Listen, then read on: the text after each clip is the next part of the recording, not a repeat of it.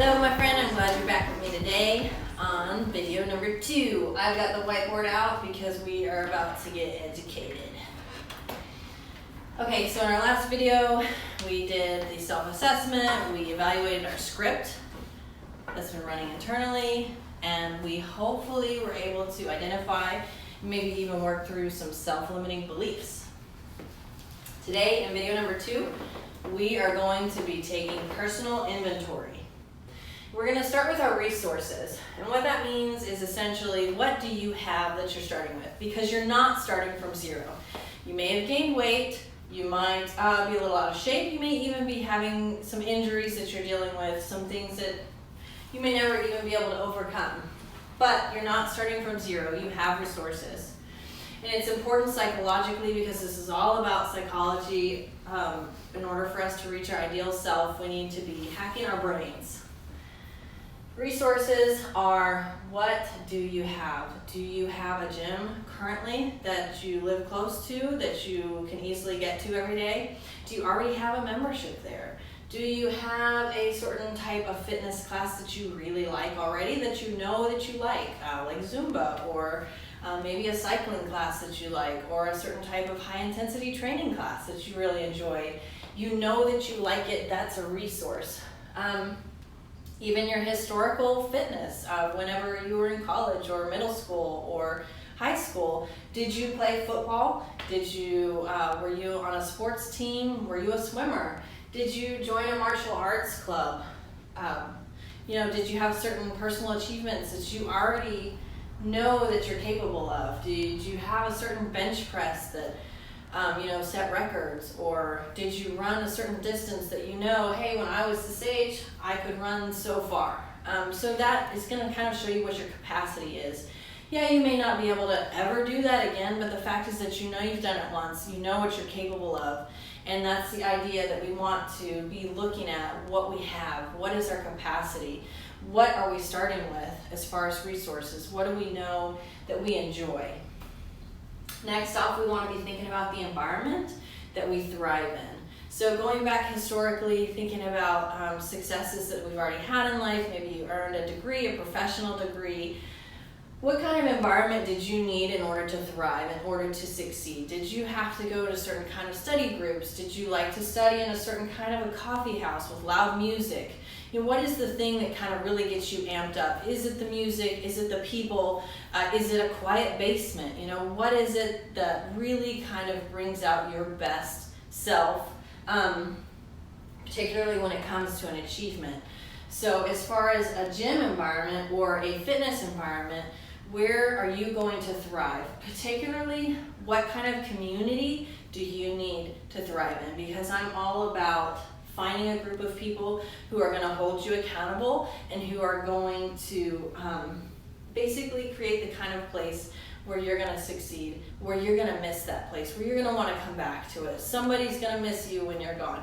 Essentially, we're tribal by nature. We need each other. No one can survive in a vacuum, and certainly you're not going to thrive there. And when we're talking about our environment, like I said, you've got to find a place where you really thrive. I know when I went out of town for 2 weeks, I was almost embarrassed to say it, but I actually missed my gym. And I knew when I got back there would be people there who were going to give me crap for where have you been, why haven't you been here every single day? Realizing that I had some people who were going to wonder where I was at. That's important. We want people, we want to be around people who care. So be thinking about the kind of community that you really thrive in, the kind of place where you're going to get the best kind of results. Essentially, the results that we're going after, it's important for us to kind of run them through this SMART goals funnel. And you've probably heard of SMART goals before. And I'm not so strict on using this template, but it's important for us to review the SMART goals to make sure that the kind of results we're going after are what's going to be really achievable for us in the short term and in the long term. The word S in the SMART goals stands for specific. So when we're talking about the kind of results we're going after for fitness, really what we're talking about is you're not just saying, hey, I want to lose weight, I want to get fit. We're not being ambiguous. We're getting specific with what we want. So particularly, we want to measure And that's part of our SMART goals too, is being able to measure. And there's some really specific ways we can measure. Obviously, how much weight do you want to lose? Are you wanting to lose 10 pounds or you want to lose 50 pounds? Do you want to lose 100 pounds? What is your goal? Another really good way to think about this is how much body fat percentage do I want to lose? And an even easier way to measure is using, obviously the tape measure. So I want to lose, if you say I want a slimmer waistline, well, how slim of a waistline do you want? Are we going to lose 2 inches? Are we going to lose 5 inches? Or are we going to lose 10 inches? So that's how we get specific. And it's important that we do that so that we can measure our goals. And essentially the measuring part of our goals, the M under SMART goals, is how am I going to know when I've achieved success? Once again, going back to psychology, how are we going to be able to celebrate our wins if we don't know that we've achieved it? How do I know I have a slimmer waistline? Essentially, it's very subjective unless I know that I've lost a certain number of inches. The A in SMART goals means achievable. So, if I'm personally, if I was trying to get a 22-inch waistline, that probably wouldn't be achievable for me without some kind of surgery. I'd probably have to remove a few organs. That's just not my body shape. That wouldn't be achievable. If I was wanting to lose 1 to 2 inches off my waist, that could be achievable. And particularly, we want to say, is this going to be realistic in the time frame that we're going for? All right, when it comes to a realistic goal, it's important to be thinking about what's actually realistic for where you are in your life right now. For me personally, I set a goal to do competitive bodybuilding. I decided I wanted to do competitive bodybuilding because I knew I would need that level of accountability. I would need to be able to go from I've started to look better, I've started to lose weight, I've started to put on muscle to not stopping there, not being okay, great, I've arrived. I needed something that was gonna sort of take me to the next level, that was gonna hold me to a much higher standard. And I kind of just jumped in feet first, I'm gonna do this and try to get myself on a completely new diet that I was totally uncomfortable with, didn't really understand the psychology of, and I just had a lot of guilt around the fact that I just really couldn't stick to this new diet.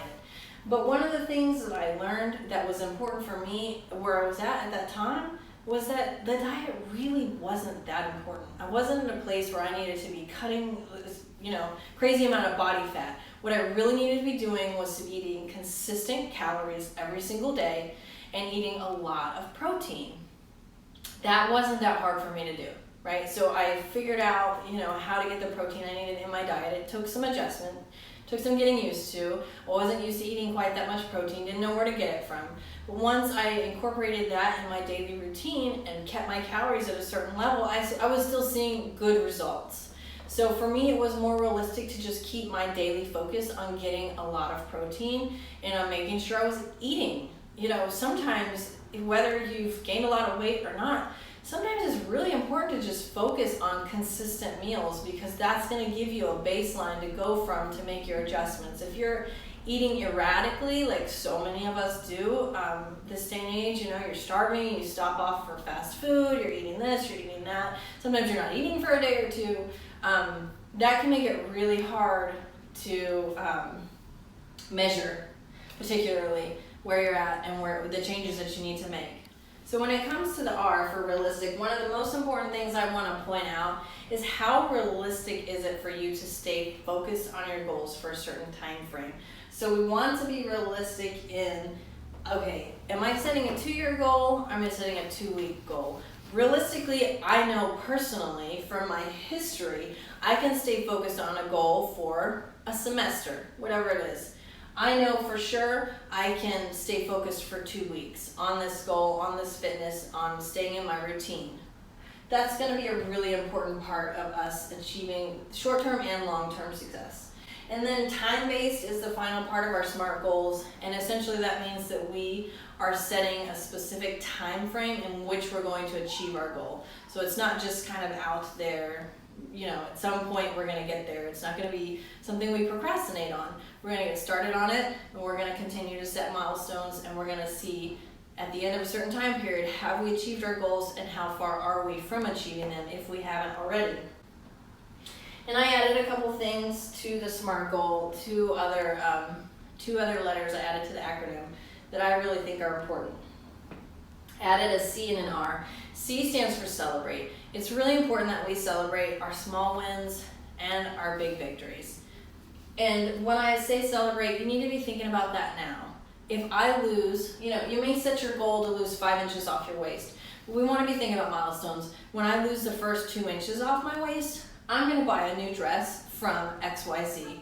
When I lose 25 pounds, I'm going to get a new pair of running shoes. When I lose so much body fat percentage, I'm going to get a swimsuit and I'm going to take a vacation at the beach. Whatever it is, we need to be thinking about ways that we can celebrate our goals. Celebrate our wins. Celebrate our small wins and our big victories.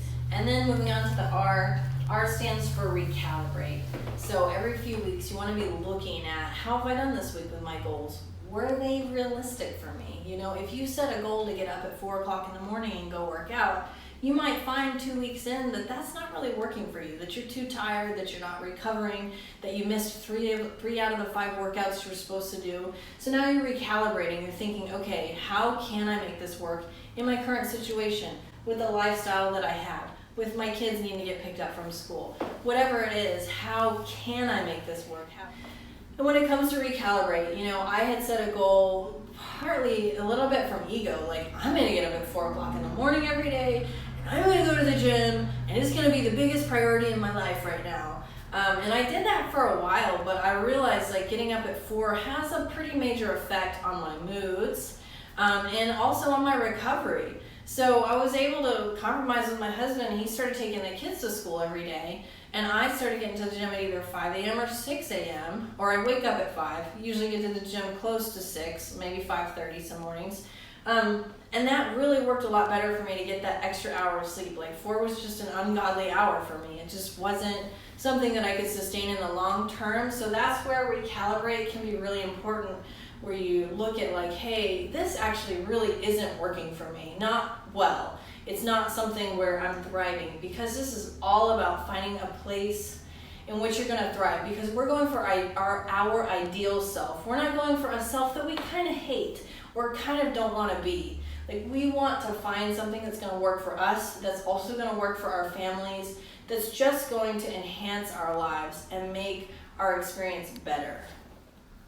So a quick summary: we're wanting to take personal inventory. We're wanting to realize we're not starting from ground zero. We're not starting from negative. We have resources already that are working for us.